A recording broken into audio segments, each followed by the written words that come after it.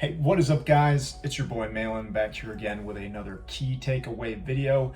This time we have book number 5. It's called The Challenger Sale by the authors Matthew Dixon and Brent Adamson.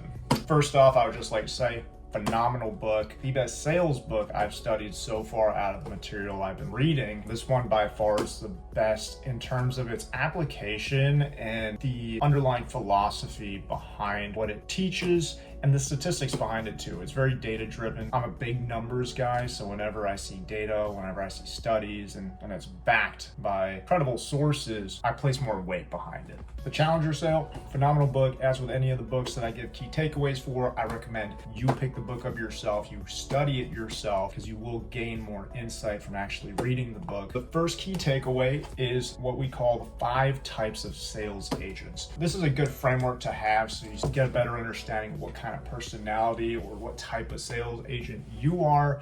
And generally speaking, we're a mix of all of them, but people tend to lean more heavily on one type over others. So what are the 5 types of sales agents? We have the hard worker. This is a person who's either dialing, knocking, just a very hard-working individual. You got the relationship builder. These are people who focus on exactly what it sounds like: building relationships, more of the rapport side of things, getting to know people, being more personable. That's the second type of sales agent. The third one is the lone wolf. This person kind of does what they want to do. They don't really follow all the standards and procedures that are in place with the business that they work with. They kind of do their own thing. They create their own systems. And then the fourth type is the reactive problem solver. These are people who resort to more the customer service side of things. They try to fix all the problems that other people are responsible for. They're always trying to get the logistics and stuff like that correct. And then the fifth type of sales agent, as the name of the book suggests, is the challenger. The challenger is someone who pushes back a little bit more, who isn't afraid to be assertive, not necessarily aggressive, but more assertive, to challenge the prospect's way of thinking, to frame things in new lights, which we'll touch on a little bit later. The 5 types of sales agents: you got the hard worker, the relationship builder, the lone wolf, the reactive problem solver, and the challenger. Now, the statistics behind this are quite impressive. They did research into the top performing sales agents, and what they found was by far the highest percentage of high performing sales agents fit into the challenger sales agent criteria.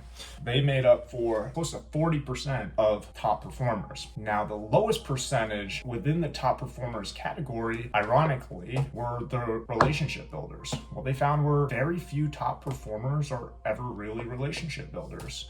The majority are challengers. The second most popular was the lone wolf. Lone wolves actually make up a quarter of all high performers, and then the hard worker comes next, fitting in at about 17%. So what does this mean? When we take a look at the statistics, it means that adopting more of a challenger approach helps produce top performing agents, and is one of the main criteria behind high performing sales agents. So then the question becomes, what is a challenger sales agent? What do they do? What kind of attributes do they exhibit? How do they perform? And what the authors write down is they're constantly exercising the 3 T's. So that's the next key takeaway, the 3 T's. The first one is tailor, the second is teach, and then the third is take control. When we talk about tailoring, that is for resonance. Tailoring your approach to the prospect you're communicating with, i.e. knowing your audience, knowing what business they operate in, knowing what some of their competitors in their industry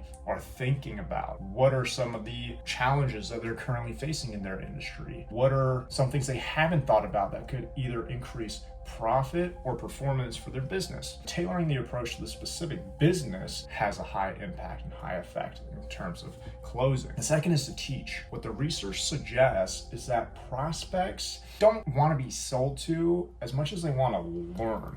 And what they found is when sales agents are teaching something of value to the prospects, conversion to closing actually increases remarkably. So what does that look like? It looks like doing research into their business, doing research into their industry or service that you're offering them is going to be able to give them a strategic advantage, either in terms of profit and performance. Ultimately, this is not about features and benefits of whatever product or service you're selling. What customers always want to know is, what's the bottom line? What does this actually do for my business? How is it going to either increase profits or how is it going to help me perform better? So by doing your research into the prospect, doing a little bit more deep diving, yes, it might take more time, you're able to teach things with values. Something that I'm running with right now, I'm selling medical supplies. So in my conversations with prospects, I'm teaching around the statistics behind certain epidemics that have happened in the past couple of years and are ongoing, more specifically the opioid epidemic. So I will tailor my approach to the prospect I'm communicating with while also finding ways to highlight why the service or product that I'm offering is very important to get right now as opposed to sometime in the future. So finding ways to educate and add value to your customer. The key is not to get the customer to say, yeah, that's right. The key is to get the customer to say, wow, I never thought of that before. Once you're able to do that, you've got a strong hook in the prospect's mind, and the chance of you closing go up remarkably. And then the third T is take control. Being in control of the conversation, not allowing too much dead air to hang, or if you are gonna pause, to be pretty strategic in how you pause. So that's the next part. Taking control of the sale, keeping it moving forward, ABC, always be closing, and not really just taking no for an answer right away, but being willing to apply that assertiveness to continue to move things forward and find ways for value to be added other than the initial way, if that's what it comes down to.